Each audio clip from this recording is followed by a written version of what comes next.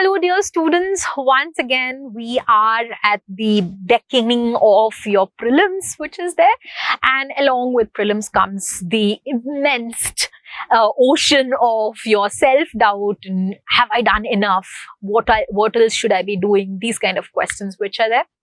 Now, to ease that a little bit, I have come about to give you some idea about subjects like your science and tech, environment, etc. Today we'll be talking about environment, which is there. If you look at environment in the last few years, environment is having a major chunk of questions. If you look at 2023, that would have been the least number of questions actually from 13. But if you look at it, you have 19, 16, 25, as far as 25 questions. So let's put it like this, anywhere between 10 to 25 questions can be expected from a subject like environment. So when you have such a big subject, how do you deal with it?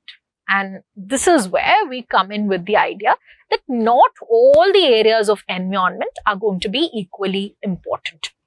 Environment, if you primarily look at the number of questions which are there, which have been coming in 2023 and 2022, broadly, I can list down the areas in this manner. Like, for example, you have basics of ecosystem, you have types of ecosystem, biodiversity related questions, climate change related questions, environmental pollution related questions, laws and regulatory bodies in India, conventions and international organizations, and land resources. But there's a catch over here. This list is not in the order of the most priority questions, which means that this is a general list of what has to be covered in environment. Do you think this general list will help us? No. We need to have much more in-depth idea about which of these topics are more important than the others. So I'm going to mark the numbers in which this will be important so that you can have an idea about it. Out of all these topics, the most number of questions or the most chunk of questions in the recent times come from two areas. One is your biodiversity related questions, and the second one is your convention related questions. These are primarily two areas from which a large majority of questions come. Then, third place, you have your laws and regulatory bodies of India, and then you have your fourth, environmental pollution. Now, understand, when I've written climate change, any organization related to climate change comes in two parts itself. But the theory of climate change, how we can deal with climate change and all, comes further behind. Then after all of this comes these categories, which is your different types of ecosystems. After your types of ecosystems comes your climate change related questions. Then you have your basics of ecosystem, and finally land resources related questions. So understand, even in environment, when you study, there are areas that you have to spend more time. So for example, in your revision plan, if you have kept maybe, let's put 16 hours for environment, you should be able to understand that in 16 hours, a large chunk of your time, at least maybe 3 plus 3, 6 hours should go for your conventions internationally. In fact, conventions and organization, you will need more time. So at least 4 hours should go for that. This is how you prioritize this. Now, this same idea of priority should be there even when it comes to understanding current affairs related to it, which means that when you see a certain species in news, when you see a certain organization in news, international organization, you should know it is more important than any other topic which is listed over here. Why? Because there is more probability for it to be asked as a question. So understand, these topics of priority that I have given is both for your static and your current affairs. Now, I'll just show you how this is being important. Now, see, I told you biodiversity is number 1 in the list. What are these biodiversity related questions? Now, look at this question which has come in the last few years. They're asking certain species of which one of the following organisms are well known as cultivators of fungi. And they've given ant, cockroach, crab, spider. See, you can solve this question using your common sense. But understand, at times when you keep on looking at these patterns, so this is a question asked last year. You have a question again asked here, which one of the following makes a tool with a stick to scrape insects from a hole in a tree or a log of wood? What your takeaway from this, and this is the question asked about waggle dance of the kin. In all of these, they are focusing on species. If you are a UPSC aspirant, what will be your sign from this? Will you go about and study about all these species? Like, will you have 1-page note about an ant and a cockroach and a bear and a spider? You cannot do that.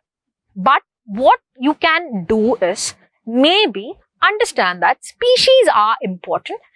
You should have a basic understanding of what class these different species are coming from. Like, for example, when I'm saying ant, when I'm saying cockroach, they all belong to a group of organisms which exhibit certain features which are there. And this is there in that basic biology part of yours where you learn about the diversity of organisms, plant kingdom, animal kingdom. Your indication from this should be to go and read those chapters, because if you do not, you will not even be able to have any kind of elimination related to it. So understand, so this is just one tip out there, one tip based on the different kind of species. So don't go and create notes on all of these different categories, but have a meta idea, as in a big picture idea about what category of these species are. Is it, okay, what is the species? When I'm saying it's mammalia, what are the different features in it? What are the examples of those things? If I'm saying aves or your different kinds of birds, what is the features of it? So have that kind of a perspective. This is one takeaway. I'll show you another thing. Now, this is a question that has come about in 2022. The question asked, which one of the following has been constituted under the Environment Protection Act 1986? This is clearly a regulatory body and everything related to an Indian law which is there. They've given 4 options. Now, what I want you to do is leave along the solving side.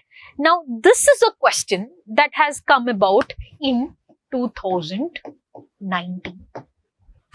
Sorry. This is a question that has come about in 2020, just 2 years prior to that.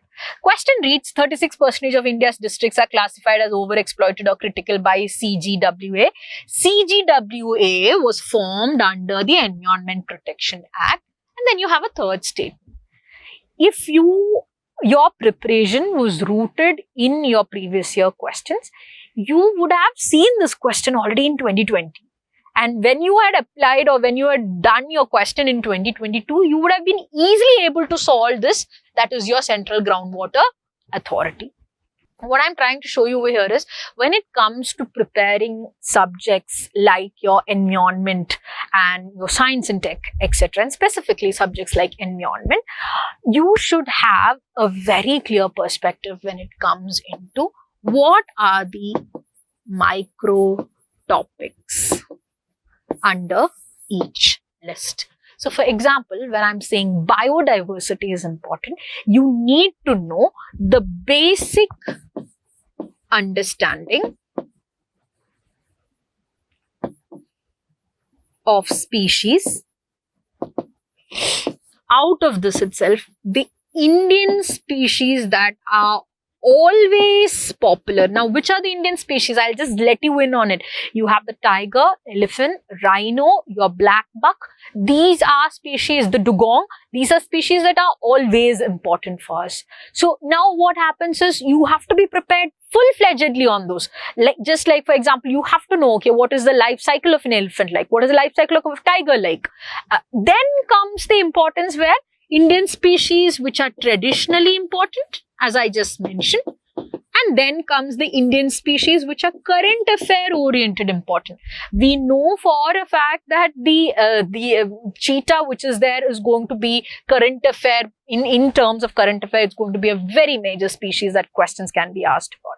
So, this manner, you have to have a micro topic list with you. You cannot just sit and be like, okay, today I'm going to study environment and study back to back the entire textbook which is there. That is a very inefficient way of preparing a subject. The more efficient way would be to have a set of micro topic list for each area in your syllabus based on your previous year questions, and then collect information about it. Then try solving questions related to it. So, for a subject like environment, though the static part is important, what I would say is more or so in the static part also, look at the idea of which is the more important static part. So then you will understand that, yeah, so now pyramid of energy or pyramids are going to be more important than your basic categorizations of environment which is there. You will understand that concept of carrying capacity is more important than the rest of the idea. Why? How am I able to say this to you? Because there is an importance given to it in the previous year questions. In this way, you're prepared for your whatever questions have been asked till now and even for future questions. So what should you do with respect to these subjects? Sit with your previous year questions, create a microtopic list. From the microtopic list, try to form the subjects, collect information related to it if you do not already have those things related to it. Then whatever current affair comes, align it to the microtopic list. I hope this comes as a little bit help with dealing with these kind of subjects. Until we meet again, take care and happy learning.